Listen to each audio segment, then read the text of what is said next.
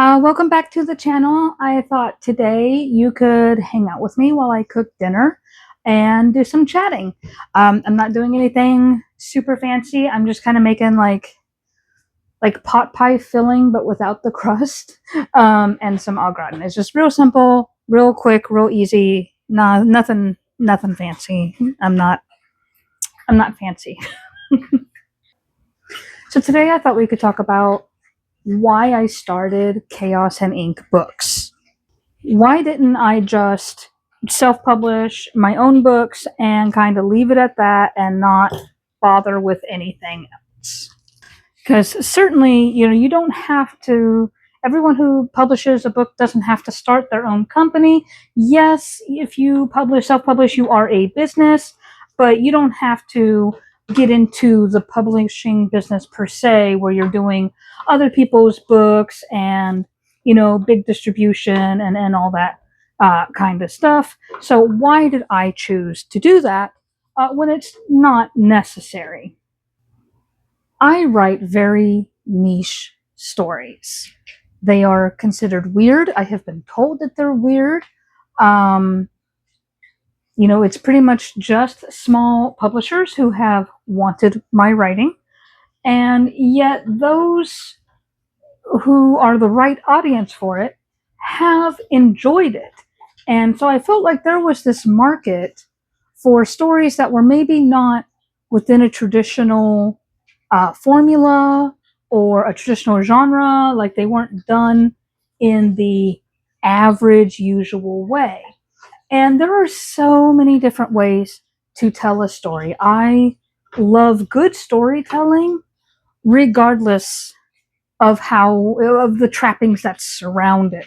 I'm not really concerned about tropes. Like, I'll read a book that has a trope in it, but I don't go looking for a book based on tropes. Really, it has to be an all around entertaining story to me to want to pick it up and read it. The enemies to lovers and found family, that's not going to attract me to a book.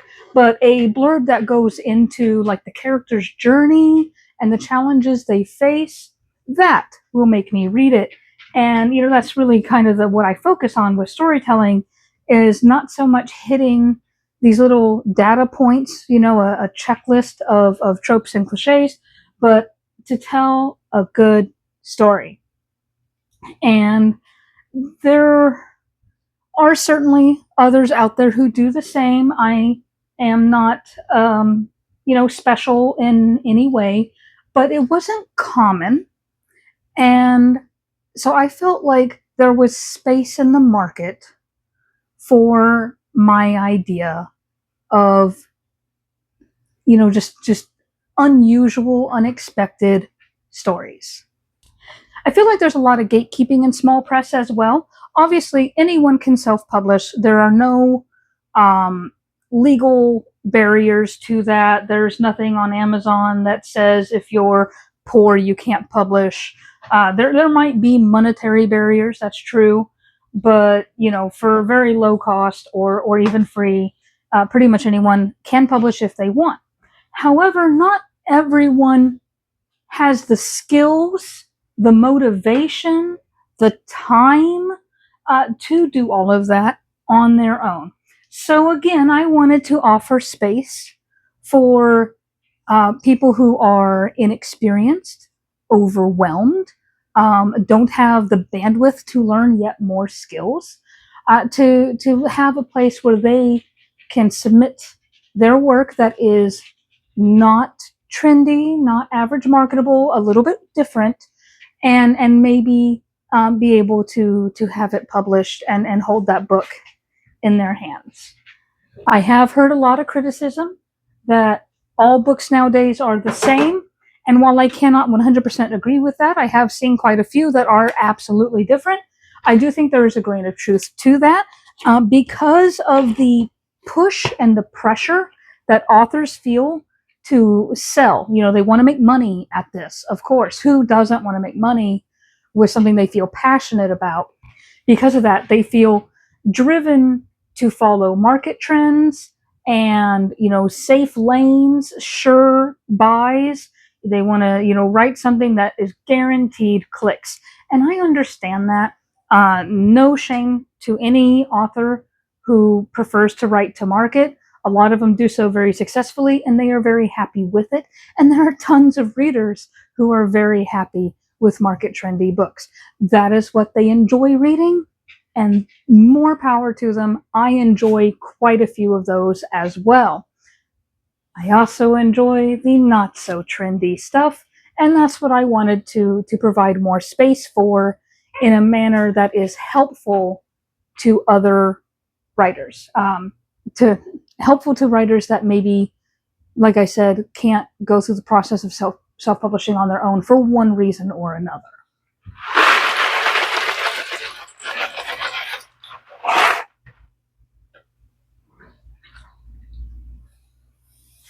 Don't judge how I cook. I literally don't care.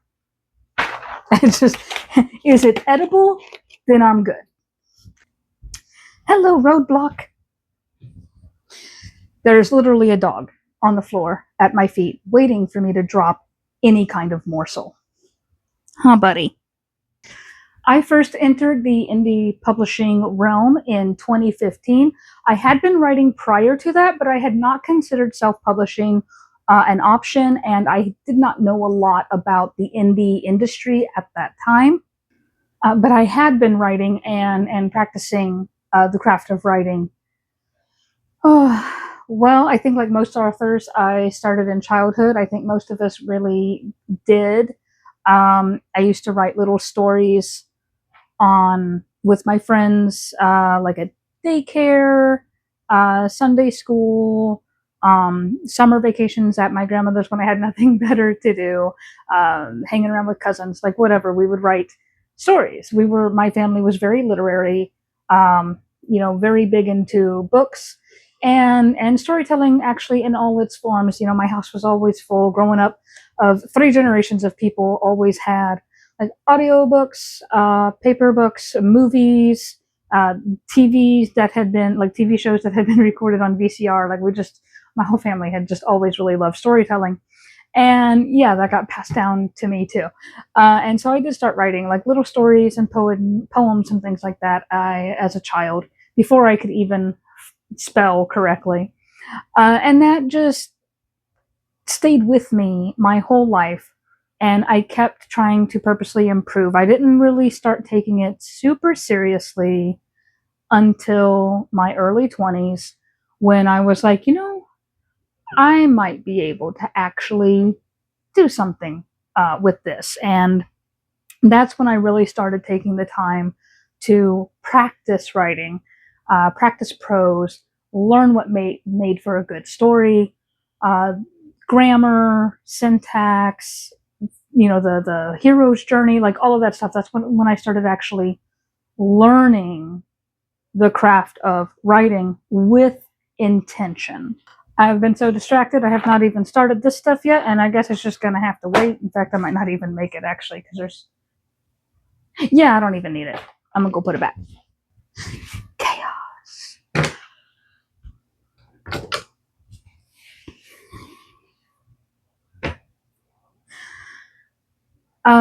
So I didn't join a local writing group until 2013.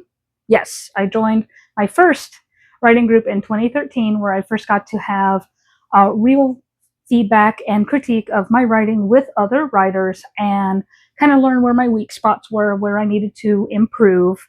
And then and it kind of just went from there. I started submitting to small presses for short story anthologies, and the first one was printed.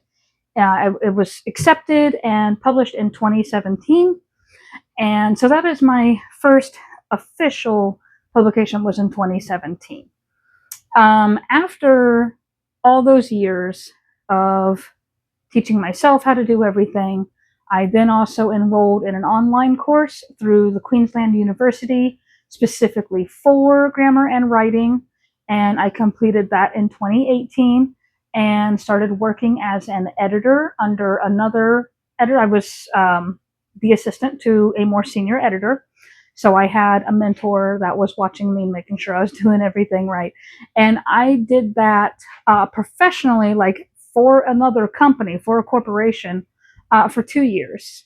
And then I went freelance, and I have been a freelance editor as like my side gig since COVID. Since COVID, I now also have another 9 to 5 job. So I do have some background, and I decided to use my background with small presses, having worked with small presses, having edited with authors on small presses, and now I can actually add having cover designed with small presses. I had my first big company client. They're a book utilizing one of my covers released in May of this year. So I now have cover designer on my resume as well. I'm really a DIY person. I make it my business to learn everything. I think part of that is just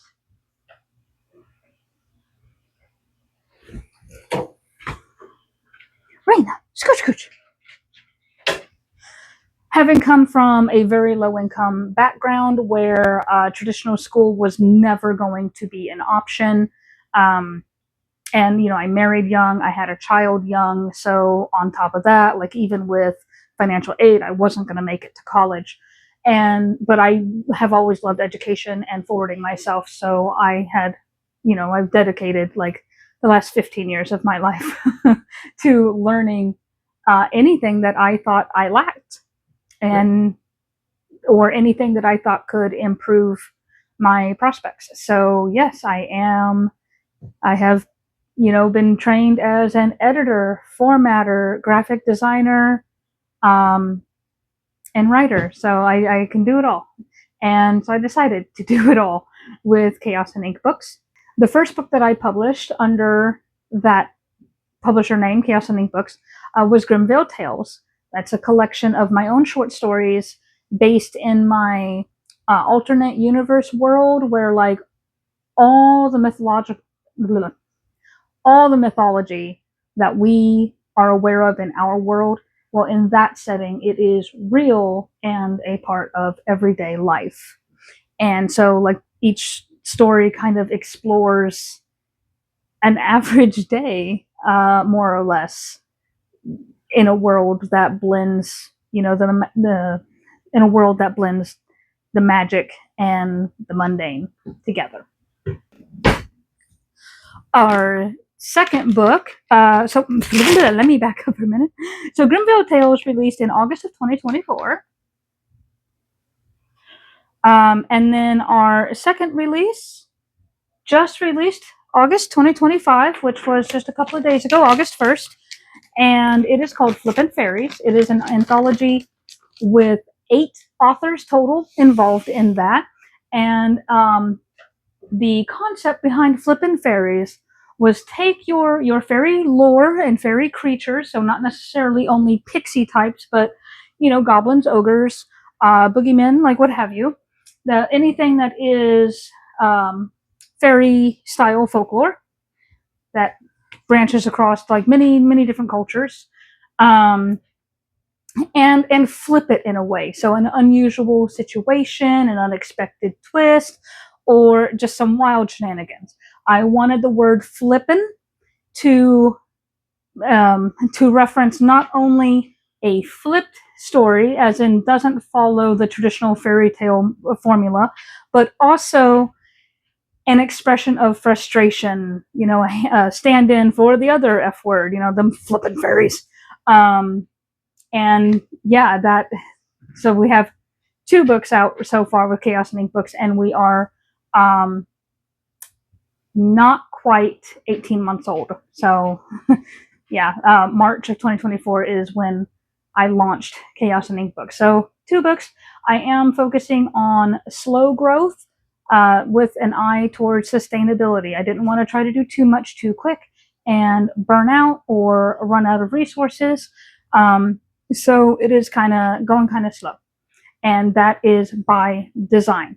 I sell a lot at in-person events. I go to a lot of fairs and craft shows and things like that in my local area and sell physical copies of the book. I do much better so far. We are doing much better at in-person events than online, but we're working towards that. We are experimenting with different types of marketing to see what works and what doesn't, and trying to hit that sweet spot. Short stories are a hard sell, so I'm not too perturbed by it all, honestly. Like, I get it.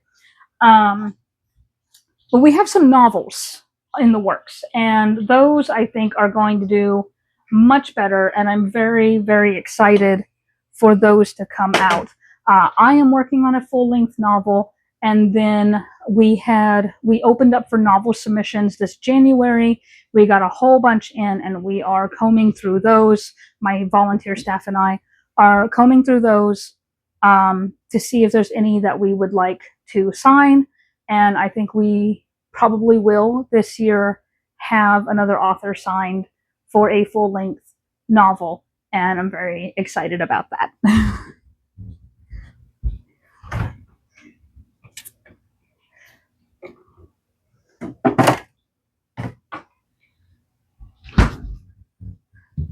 So I am the only official employee of Chaos and Ink Books. But I do have several people that help me on a volunteer basis or contractual. So I have a developmental editor that I contract with to do a lot of the heavy edits. One, no single person is infallible, so having a second pair of eyes is always preferable to just trying to do it all yourself. And two, he is much more adept at some genres and certain areas of developmental editing that I don't feel confident in my skills in, and I'm not ashamed to admit that. And so that's why I contract out to him some of the more complicated things that I don't feel confident in handling.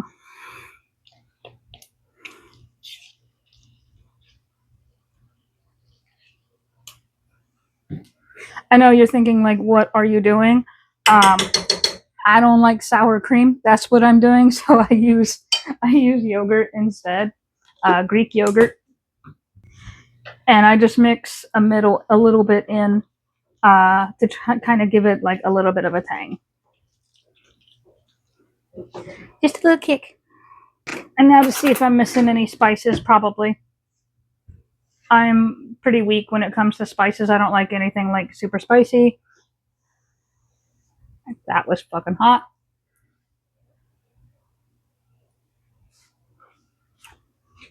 Mm.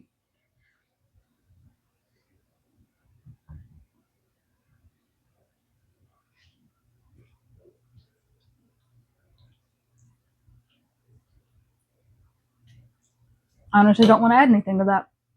I think it's good. Salt, pepper, Worcestershire, garlic, um, beef, not beef, chicken bouillon, and the yogurt, and I'm going to add some noodles. So I use gluten-free noodles. I have celiac, and they cook up a little differently than like your regular flour noodles. You got to watch them. You have to cook them longer than regular noodles, but then they hit that point, like long enough to be cooked, but then a second longer, and it's absolute mush. They are so picky. I do not like. Okay, dinner done. Like I said, nothing fancy. And now I have to remember where I left off. Trying to remember what I was talking about.